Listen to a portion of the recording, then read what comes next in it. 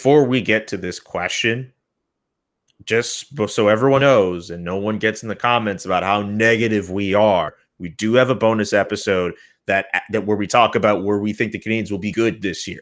But this is the bonus episode where we talk about where the Canadiens might not be as good this year. But I have to put that disclaimer out there because someone is going to say that we're being negative about the Montreal Canadiens. What areas do you think the Montreal Canadiens are not going to be as good, or they're going to regress, or they're just going to straight up struggle in this year? My concern with the team is there's a power play quarterback, if you will, somebody that's going to take control of their power play and, be creative and dictate a lot of good plays out there. And I don't know whether or not I'm much more comfortable, obviously, up front to see what they have up front to make things happen offensively. I don't know what they're going to do back there on the blue line as far as combination going forward to be really creative and unpredictable on their power play. So, I mean, this is I'm sure an area that they're discussing and they're going to try and improve on. But that part, I think there's a little bit of a missing piece there. But we'll see. As they do some experimental combinations back there. But I'm a little concerned with that part of the game. Yeah, the center position, again, is a question mark. They lose Danault. Dvorak's a really good replacement. Suzuki and Dvorak as your number 1 and 2 center. That's not too bad. But after that, it sort of drops off. Jake Evans, I don't see Jake Evans as more than a fourth-line center. I just don't think he has enough offense. And I like Jake Evans as a player. He works hard. He's a responsible player. But I just don't think he has the offense to move up to a third-line center role. So that's Cedric Parole brought in, and we're going to see what happens there. So who's going to be the center of that third is a question. Another thing is the loss of Shea Weber. There's not a lot of offense on the Canadiens' blue line after Jeff Petrie, and there's hardly any. And Alexander Romanov, a bit of a question mark whether he can gain the trust of Coach Dominic Ducharme and play more. But offense on the defense, center is a little bit shaky. And as Rick said, the power play, which has been their Achilles heel for so long, it should be better. Dvorak is a proven power play player. Hoffman's a proven power play player, although we don't know when he's going to be ready to play since he looks like he's not going to take part in training camp. And then if Carey Price isn't ready to play, goaltending becomes a bit of a question mark. Not so much so because Jake Allen is there now. But again, I think center and the number one, I think, would be just the lack of offense from the defense. Yeah, the defense is what kind of concerns me the most going into this season. The loss of Shea Weber is huge.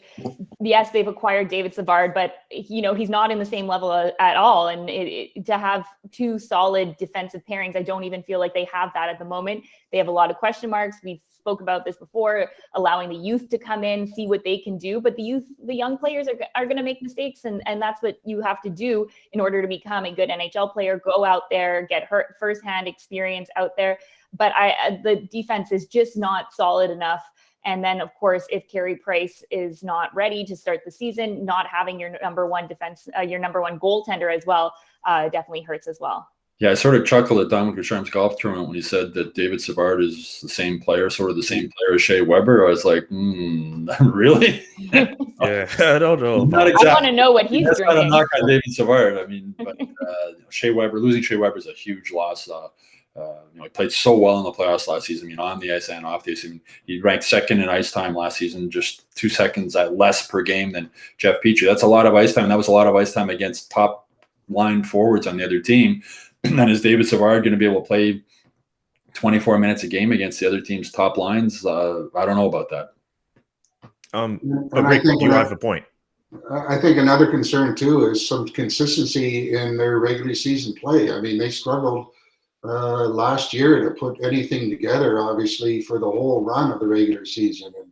And I'm hopeful that they learn that they're not going to be in a situation where they can struggle for a little while and stay in the mix. So they're going to have to find a way to play most of or bring their A game almost each and every night to stay competitive and stay in the mix, because it's going to be a tough grind for them. But they hopefully learned last year that they're going to have to develop some good habits early on and keep them on a consistent basis, have any type of success in this tough grinding division that they have. Yeah, I think some of the issues in the regular season last year had to do with Ducharme trying to put in a new system on the fly after he took over from Claude Julien. And at least now he's going to have a full training camp, 6 preseason games to tinker with whatever. I mean, the guys who were there last year obviously know the system, know what he wants, but focus more on that and get the players, make sure they're playing exactly the way he wants by the time the season starts. And in the playoffs, we all saw with our own eyes just how well Ducharme's system works when it's being played effectively. So with a full training camp, they'll be more prepared coming into this season than they were last season. Jess, I want to throw out a silver lining because you mentioned defense. I know we all kind of touched off on it in some way. Shea Weber not being there, obviously a big loss for this team. But we talked about it in the full episode of Hockey Inside Out, what the top 6 would look like. Some of the names that we brought up: Brett Kulak, Chris Weidman, Matthias Norlinder.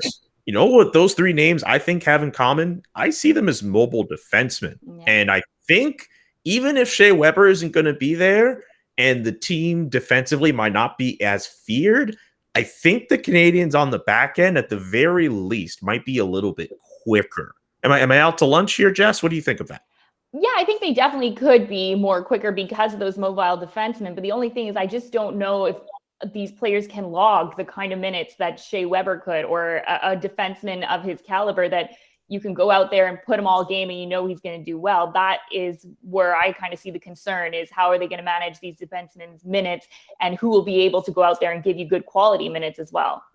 I mean, Norlinder would definitely add some offense to the defense, but would the Canadiens be willing to live with the mistakes he might make? He's never played on the small rink before. Big adjustment. That's something really to watch at training camp too. That's very true. Something to think about. All right, we went through all the things that we think the Montreal Canadiens might not be as good at. Again, I'd like to remind you, there is a bonus episode out there where we do the opposite and we go in on things the Montreal Canadiens could be good at this coming season. But in the meantime, let us know in the comments section what you're concerned about with the Montreal Canadiens for this coming season. Subscribe to Hockey Inside Out, the YouTube channel. Subscribe to Hockey Inside Out, the newsletter, through MontrealGazette.com/newsletters. And go to hockeyinsideout.com, the website, so you can check out our full episodes there.